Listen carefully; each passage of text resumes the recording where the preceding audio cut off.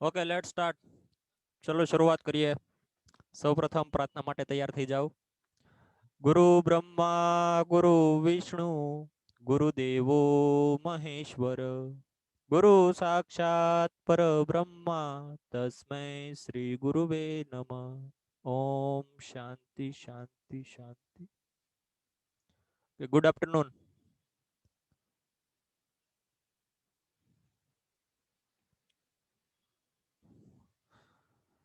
ગયા લેક્ચરની અંદર આપણે એકમ સમયનો સિદ્ધાંત શરૂઆત કરી દીધી હતી.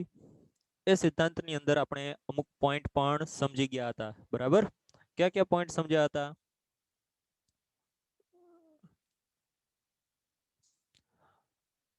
પહેલા તો પ્રસ્તાવના જોઈ હતી, ત્યારબાદ સિદ્ધાંત જોયો હતો, ત્યાર પછી ધારણાઓ સમજ્યા હતા.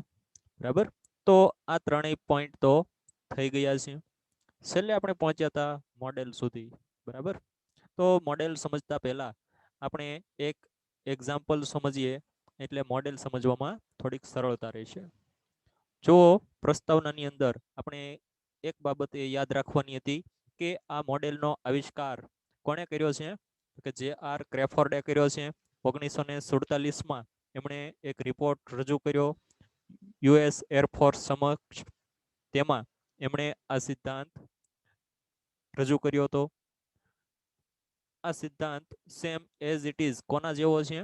તો કે ટીપી રાઇટના સિદ્ધાંત જેવો જ છે. બરાબર? તો એમાં કોઈ ડિફરન્સ છે નહીં. માત્ર ડિફરન્સ છે તો એ વેરિયેબલની અંદર છે, એટલે કે ચલની અંદર છે.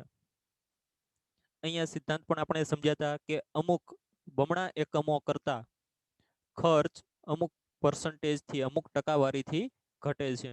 હવે એ જે ઘટાડો થાય છે એ જે બમણો યુનિટ બન્યો છે એ યુનિટ માટે જ ઘટાડો થશે. બરાબર? બધા યુનિટ ઉપર એ ઘટાડાની અસર થતી નથી. તો એ મોડેલ પણ આપણે આજે સમજીએ એ પહેલા એક એક્ઝામ્પલ આપણે જોઈએ.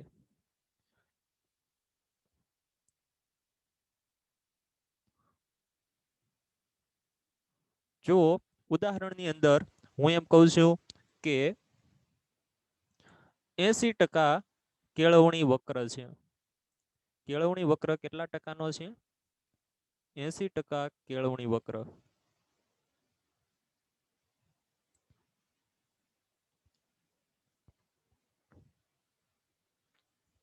ઓકે.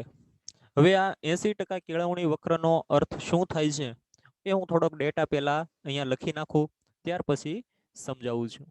બરાબર? તો જુઓ, 80% કેળવણી વક્ર સમજવા માટે સૌપ્રથમ તો આપણે થોડોક ડેટા જોશે. એ ડેટાને આપણે અહીંયા લખીએ.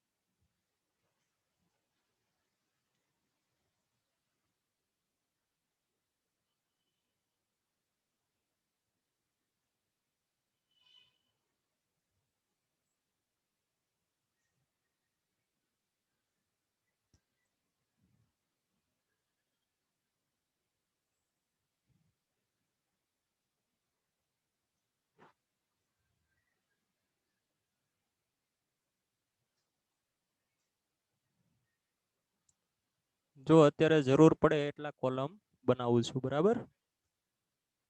ચાલો. પ્રથમ હું લખું છું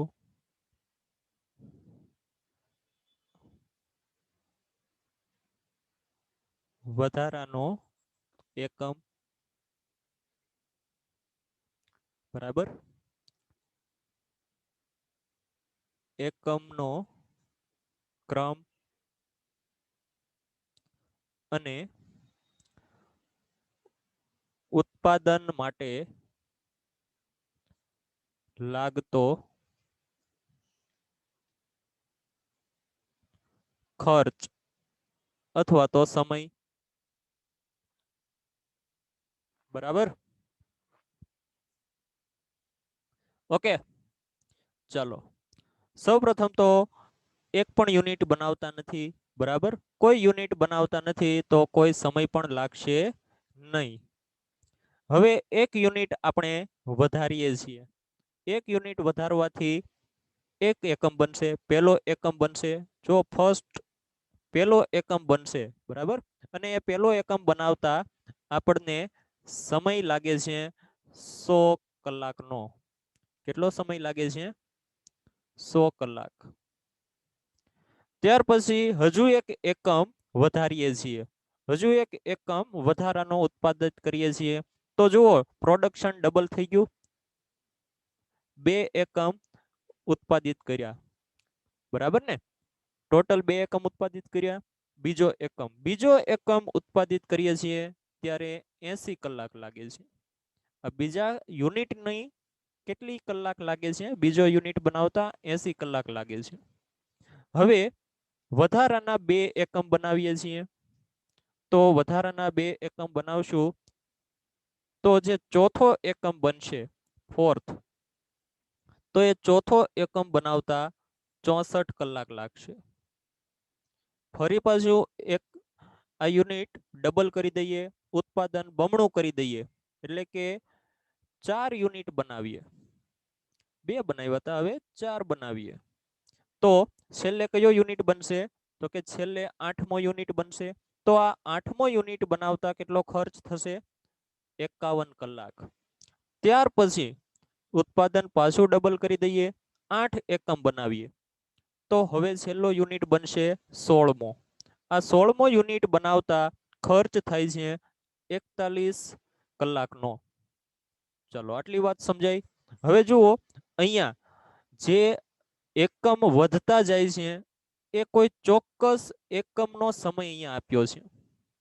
જો છેલ્લે જેટલામાં એકમ બનાવીએ છીએ એ જ એકમ પાછળ કેટલો ખર્ચ થયો છે એ આપેલું છે અહીંયા, બરાબર. ત્યાં સુધીના એકમો બનાવ્યા એનો ખર્ચ નથી આપ્યો. 16 એકમનો ખર્ચ, 16 એકમનો ખર્ચ નથી આપ્યો. શું આપ્યું છે? 16મા એકમનો ખર્ચ. 16મા એકમનો ખર્ચ આપ્યો છે. કેટલો થાય છે? કે 41 કલાક. 8માનો 51. તો આવી રીતે અહીંયા સમય અથવા તો ખર્ચ આપેલો છે. જો આવું જોવા મળ્યું છે. હવે અહીંયા આપણો કેળવણી વક્ર છે 80%. એનો મતલબ શું થાય છે? કે 80% કેળવણી પૂરી થઈ ગઈ છે, બરાબર. તો માત્ર શીખવાનું કેટલા પર્સન્ટેજ પર છે? તો કે 20% જ શીખીએ છીએ, બરાબર. નવું કેટલું શીખીએ છીએ? 20%. તો 20% જેટલો સમય ઘટી જાય છે. બાકીના 80%ની તો હજી જરૂર પડે છે, બરાબર. તો 80% ઘટાડો નથી થતો, 80%ની જરૂર પડે છે. તો 100 ના 80% કરો તો 80 આવશે. 80 ના 80% 64 આવશે, બરાબર. 64 ના 80% કરો 51. 51 ના 80% 41, બરાબર. તો દર વખતે 80% સમયની જરૂર પડે છે. આ છે 80% કેળવણી વક્રનો અર્થ. ચાલો આટલી વાત બધાને સમજાય કે નહીં? ફટાફટ કયો.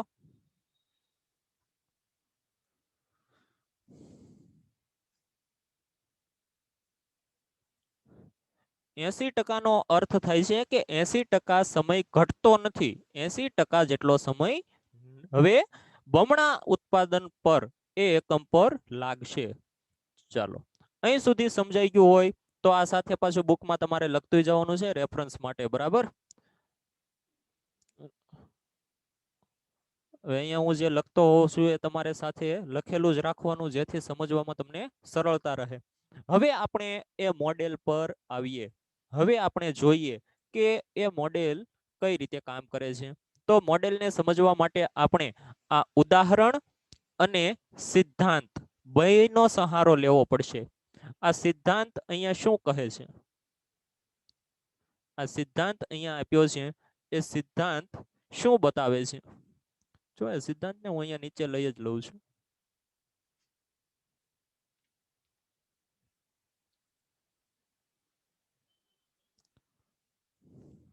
જો ઉત્પાદન પ્રક્રિયામાં કેળવણી થતી હોય તો બરાબર, તો આપણે અહીંથી કોઈ પણ એક યુનિટને ઉઠાવીએ. અહીંથી ઉઠાવીએ આપણે, લેટ અસ સે ફોર્થ, બરાબર. ફોર્થ યુનિટ, અમુક એકમ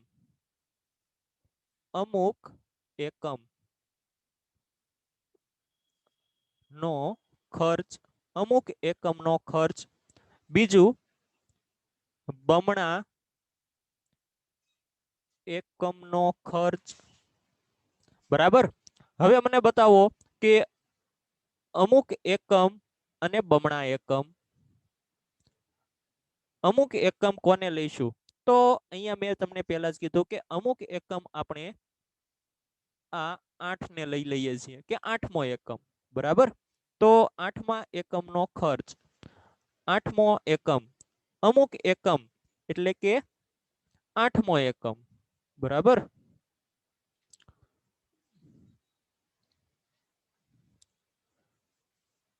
આઠમા એકમનો ખર્ચ, ચાલો 8મા એકમનો ખર્ચ. હવે બમણા એકમનો ખર્ચ, 8 ના બમણા કરો તો 16મો એકમ, બરાબર. તો 16મો એકમ થશે ને, તો એ 16મા એકમનો ખર્ચ, બરાબર. ચાલો એવી રીતે આપણે અહીંયા લખી નાખીએ 16મા એકમનો ખર્ચ. જો આ 8 હતા, આ એમના બમણા થઈ ગયા કે નહીં? ક્લિયર. હવે એમનો ખર્ચ, એમનો ખર્ચ કેટલો થાય છે? તો કે 16મા એકમનો ખર્ચ થતો હતો, 16મા એકમનો ખર્ચ કેટલો થતો હતો? 41. 16મા એકમનો ખર્ચ હતો 41 કલાક. ચાલો 8મા એકમનો ખર્ચ કેટલો હતો? 8મા એકમનો ખર્ચ હતો 51 કલાક. હવે જુઓ 51 માંથી 41 થયા, કઈ રીતે થયા?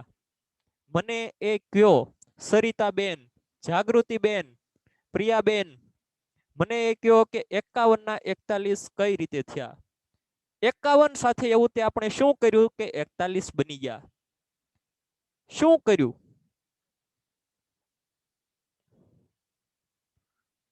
શું કર્યું?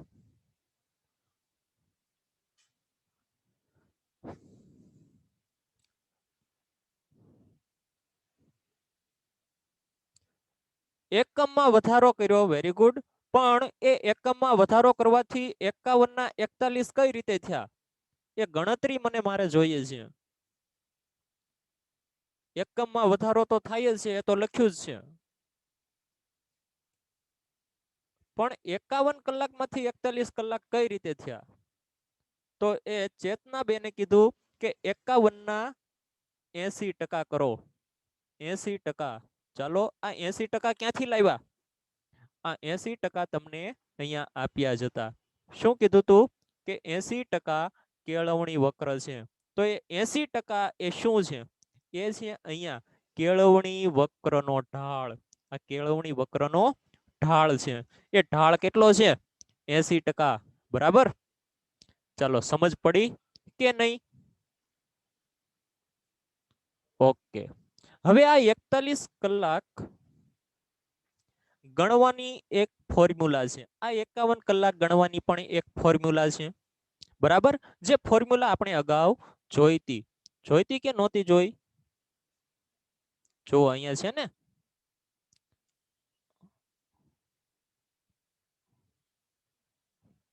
બરાબર. અહીંયા એ વેલ્યુ આપેલી છે.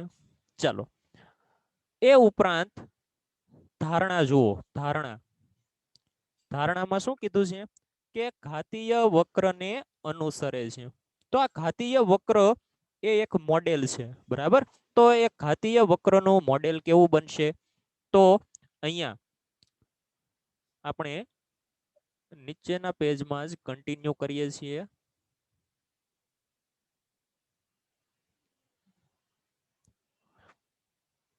સોળમાં એકમનો ખર્ચ, 16માં એકમ એટલે કે 16મો એકમ બની જશે 2x અને 8મો એકમ બની જશે x, બરાબર. x નો ખર્ચ 2x નો ખર્ચ, બરાબર. 16મા એકમનો જે ખર્ચ મળે છે એમને આપણે 41 કલાક, આજે 41 કલાક છે, આ 51 કલાક છે, એમને આપણે એક નોટેશન આપી દઈએ છીએ, નામ આપી દઈએ છીએ. 41 કલાકને હું એમ કહું છું કે y2, આને કહું છું y1, y1, બરાબર. હવે y2 અને y1 એ બંનેની કિંમત કઈ રીતે મળે? એ બંનેની કિંમત કઈ રીતે મળે મારે એ જાણવું છે કે એ બંનેની કિંમત કઈ રીતે મળે. તો આપણી પાસે એક ધારણા હતી. ધારણા શું હતી? ધારણા શું હતી? કે આ વક્ર કેવો વક્ર છે? ઘાતીય વક્ર છે. તો ઘાતીય વક્ર હોય ત્યારે y ની કિંમત કઈ રીતે મળે છે? તો કે a into x ની b ઘાત, બરાબર. આ એમની ફોર્મ્યુલા છે. આને આપણે કન્વર્ટ કરવાની છે. તો અહીંયા y ની જગ્યાએ આપણે y2 લીધું છે. તો હું અહીંયા આ ફોર્મ્યુલામાં y2 લઈશ, બરાબર. એ એક સ્થિર કિંમત છે ગુણ્યા x ની જગ્યાએ આપણે કેટલા એકમો લીધા છે? 2x એકમો, ડબલ ઉત્પાદન લીધું છે ને, 2x મો એકમ એમની b ઘાત. અહીંયા y1 is equal to a into કેટલા એકમો લીધા હતા અહીંયા? જુઓ, અમુક એકમો, અમુક એટલે કે x, બરાબર ને, અમુક એટલે x, તો x ની b ઘાત, બરાબર. હવે આ બંને કિંમતો સરખી ક્યારે થાય? y2 is equal two y1 સરખી ક્યારે થાય? જ્યારે y1 ની કિંમતને હું r વડે ગુણું ત્યારે. તો y2 ની જગ્યાએ હું a into 2x ની b ઘાત બરાબર અહીંયા y1 ની જગ્યાએ a into x ની b ઘાત ગુણ્યા r આવું લખી શકું. ચલો અહીં સુધી કોઈને કઈ પ્રશ્ન છે?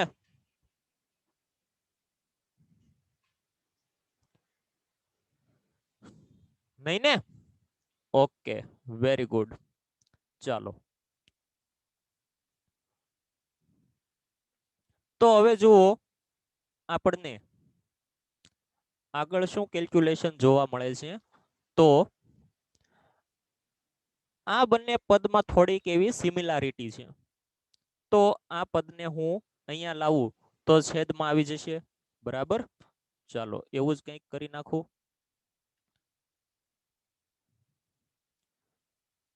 a into 2x ની b ઘાત છેદમાં a into x ની b ઘાત. તો અહીંયા બરાબરની સામે વધ્યું શું?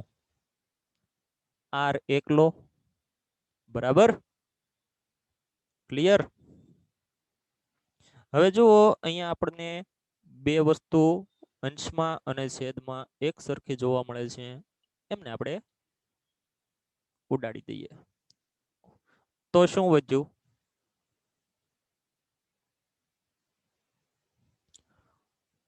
2x ની b ઘાત છેદમાં x ની b ઘાત. હવે તમે એમ કહેશો કે x ની b ઘાત, x ની b ઘાત ઉડાડી દો, તો એવી રીતે ઉડશે નહીં, બરાબર, એ પાછું યાદ રાખજો, એવી રીતે ઉડશે નહીં. કેમ નહીં ઉડે? તો અહીંયા જે બી ઘાત આપી છે એ આ સંપૂર્ણ એકમો ઉપર છે. 2x મો એકમ છે, ખાલી x એની સાથે 2 નથી ગુણાયેલા, બરાબર. 2x મો એકમ છે. ખ્યાલ આવ્યો?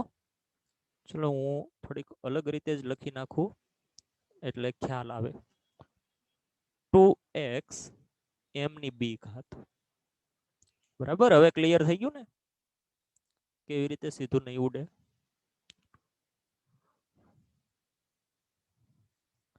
સમજ પડી?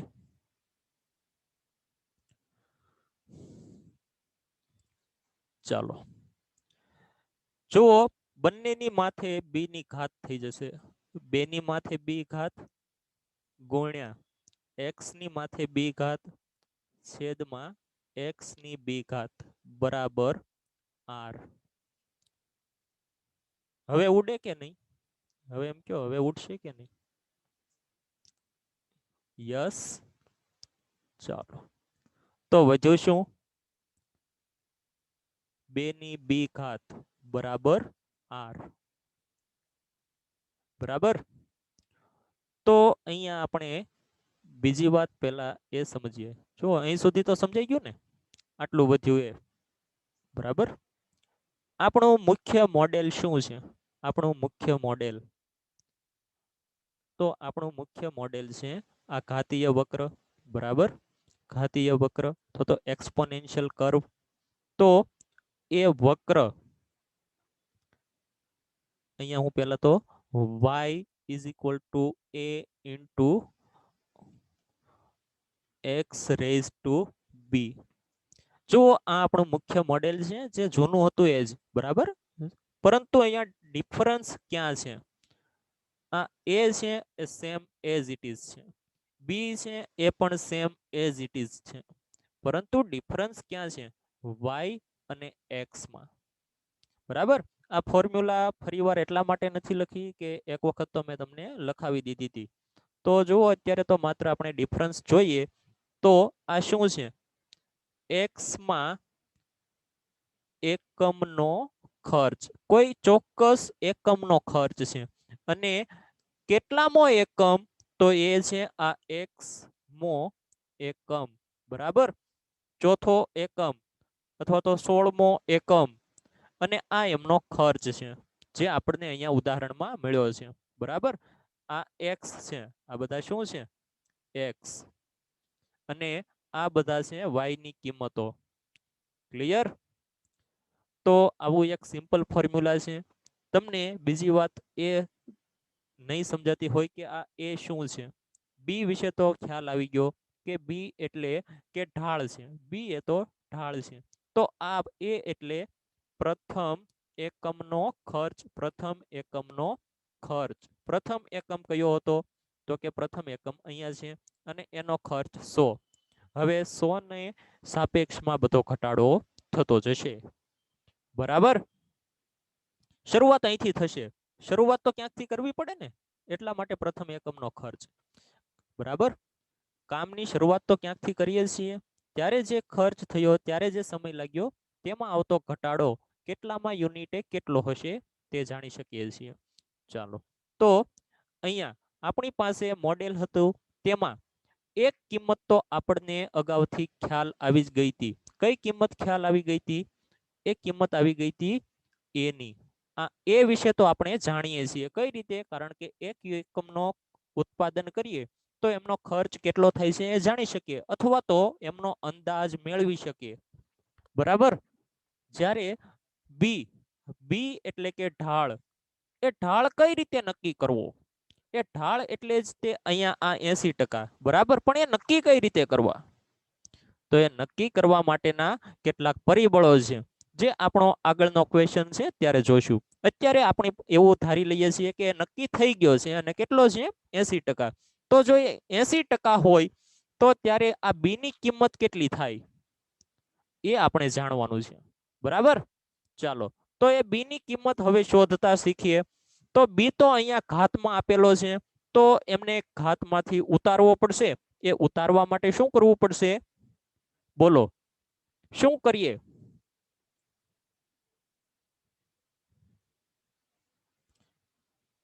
કોઈને રસ્તો આવડે છે? આપણે તો બી ની કિંમત શોધવી છે.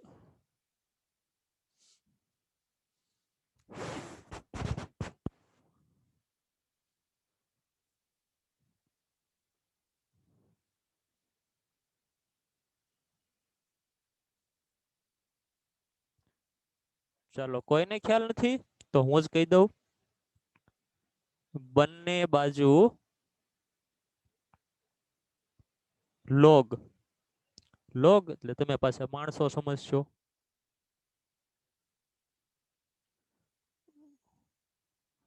લોગ લેવો, બરાબર.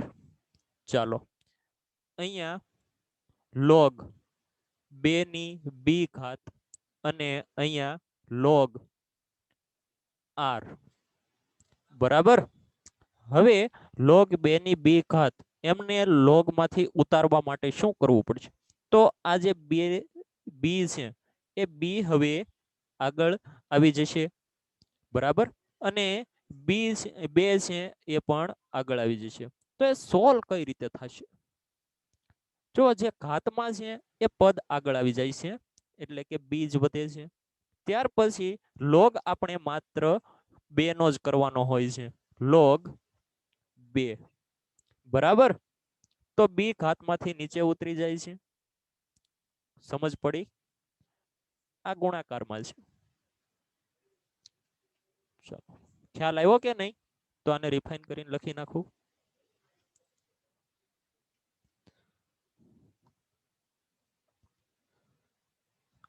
બી ઇન્ટુ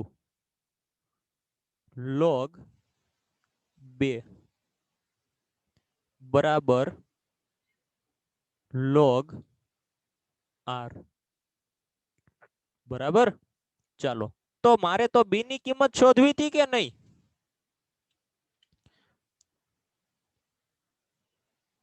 તો B is equal to log R એમના છેદમાં લોગ 2, બરાબર. તો આ બી ની કિંમત શોધવાની ફોર્મ્યુલા અહીંયા આપણી પાસે આવી ગઈ. આ બે પ્રાચલો છે. આપણું મેઇન મોડેલ શું છે? Model y is equal two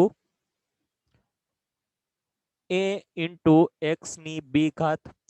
આ મોડેલની અંદર જોઈએ તો બે ચલ આપેલા છે અને બે પ્રાચલ આપેલા છે, બરાબર. પ્રાચલ એટલે કે સ્થિર કિંમત અને ચલ એટલે કે અસ્થિર કિંમત. તો બે ચલ કયા કયા છે? બે ચલ કયા કયા છે? તો x અને y. પ્રાચલ કયા કયા છે? પ્રાચલ છે a અને b. ચાલો, આ ચારેયની કિંમતો તો તમને ખબર છે ને?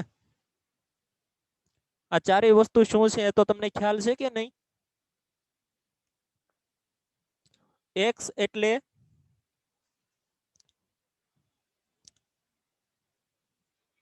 એકમનો ક્રમ, બરાબર. y એટલે x માં એકમનો ખર્ચ. a એટલે પ્રથમ એકમનો ખર્ચ અને b એટલે કેળવણી વક્રનો ઢાળ, બરાબર. સમજ પડી કે નહીં?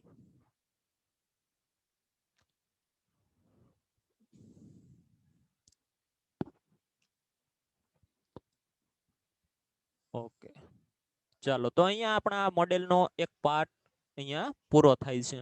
હવે આગળ એક સિચ્યુએશન જોઈએ છીએ મોડેલની અંદર, બરાબર. મોડેલની અંદર એક સિચ્યુએશન જોઈએ છીએ. એ સિચ્યુએશન શું છે એ સમજી લઈએ. ત્યાર પછી આગળ પાછું જોઈશું.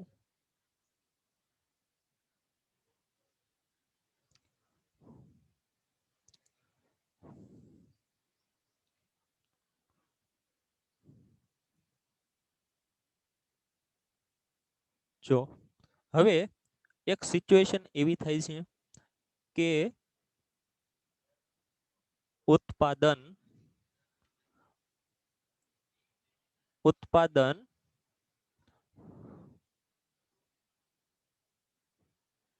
સમૂહમાં થતું હોય. પહેલા તો આ સિચ્યુએશન શું છે એ સમજો. ઉત્પાદન સમૂહમાં થતું હોય એનો મતલબ શું થાય છે કે ઉત્પાદન લોટ સાઈઝમાં થાય છે. લોટ સાઈઝ એટલે કે અમુક જથ્થામાં થાય છે, બરાબર. જેમ કે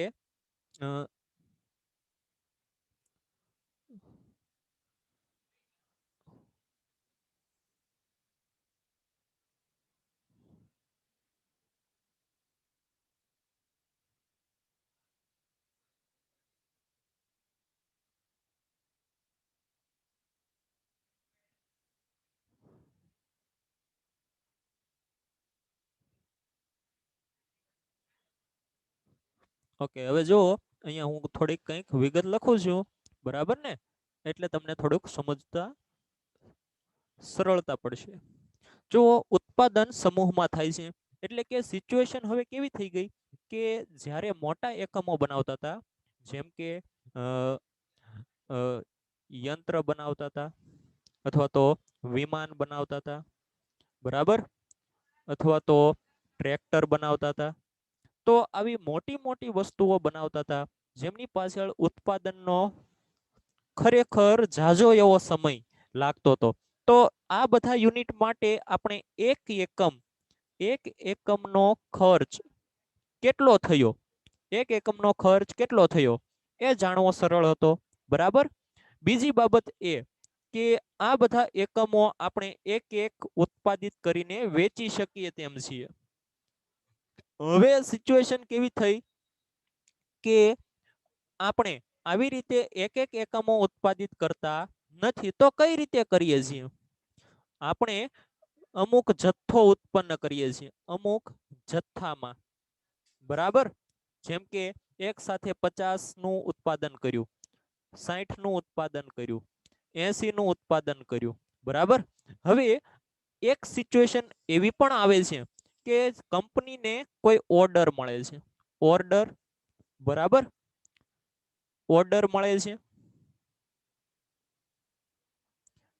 જેમ કે પહેલો ઓર્ડર મળ્યો જેમાં 50 એકમોની જરૂર હતી. બીજો ઓર્ડર કંપનીને મળ્યો તેમાં ઓર્ડર આપનારને 80 એકમોની જરૂર હતી. ત્યાર પછી ત્રીજો ઓર્ડર મળ્યો. તો આવી રીતે કંપની ઓર્ડર ઉપર કામ કરે છે.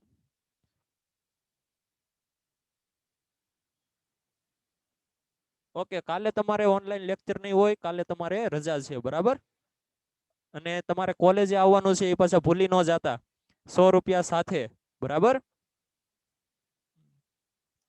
ચાલો, તો આપણે વાત કરતા હતા કે ઓર્ડર પ્રમાણે ઉત્પાદન થાય છે. તો આવી રીતે એક 50 એકમોનું ઉત્પાદન કર્યું ત્યારે આ 50 એકમોનો કુલ ખર્ચ કેટલો થયો? એ કુલ ખર્ચ આપણે કોની પાસેથી લઈએ છીએ? ઓર્ડર આપનાર પાસેથી, બરાબર ને. જે ખર્ચ થાય છે એ બધો ચૂકવવાનો કોને હોય છે? જેમને માલ લીધો છે એમને જ. તો આવી રીતે આપણે ઓર્ડર પર કામ કરીએ છીએ અને એ ઓર્ડર પૂરો કરતા કેટલો સમય લાગ્યો તેનો ખર્ચ, તેનો સમય આપણી પાસે હોય છે. આવી એક સિચ્યુએશન થઈ. જો પહેલા એક એક એકમની માહિતી આપણી પાસે હતી, હવે એક કરતા વધુ એકમોની માહિતી આપણી પાસે છે, બરાબર. એટલે કે આપણી પાસે ટોટલ માહિતી છે, એક એક એકમની માહિતી નથી. ચાલો, તો અહીંયા પહેલા તો એ ઓર્ડરનો ક્રમ લખીએ કે કંપનીને ઓર્ડર મળે છે, ઓર્ડર ક્રમાંક. કંપની ઓર્ડર ક્રમાંક આપે છે એ, બી,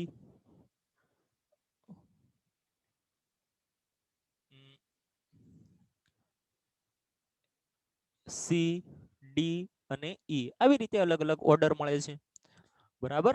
ઓર્ડરની અંદર કેટલા એકમો છે, એ જે એકમો છે તેમને આપણે કહીએ છીએ જથ્થો અથવા તો લોટ. લોટ બરાબર, લોટ સાઈઝ કે કેટલા એકમો છે. તો પહેલી વખત જે ઓર્ડર મળ્યો તેની અંદર લેટેસ્ટ છે 50 એકમ. પછી બીજી વખત ઓર્ડર મળ્યો તેમાં પણ 50 એકમ. ત્રીજી વખત ઓર્ડર મળ્યો તેમાં 110. ત્યાર પછી 30 અને 40. આવી રીતે આપણને ઓર્ડર મળ્યો. તો જે ઓર્ડર મળ્યો એ ઓર્ડરનો ખર્ચ, એ ઓર્ડરનો સમય કેટલો લાગ્યો, બરાબર, એ ટોટલ સમય, ટોટલ કોસ્ટ, જેને કહીએ છીએ કુલ ખર્ચ. ચલો, જે તે લોટનો કુલ ખર્ચ કેટલો થયો, તો પેલા લોટનો ખર્ચ થયો લેટેસ્ટ છે જાજો થયો હશે 1000 કલાક. ત્યાર પછી 800 કલાક, બરાબર. ત્યાર પછી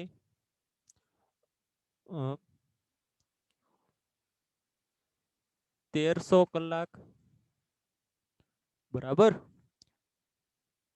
ત્યાર પછી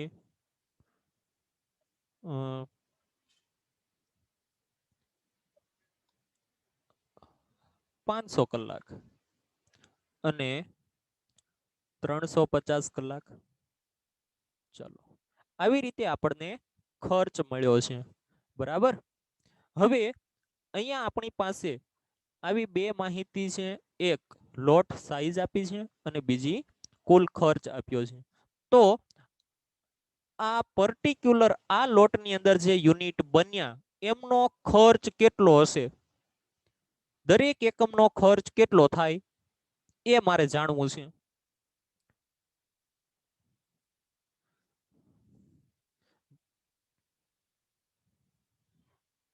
કઈ રીતે જાણી શકું?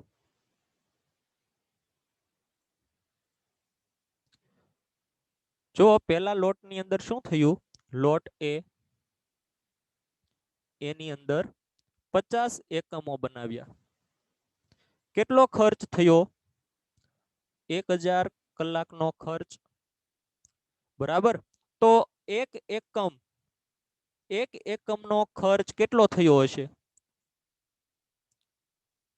50 એકમ બનાવ્યા તો બધા એકમ પર કેટલો ખર્ચ થયો હશે?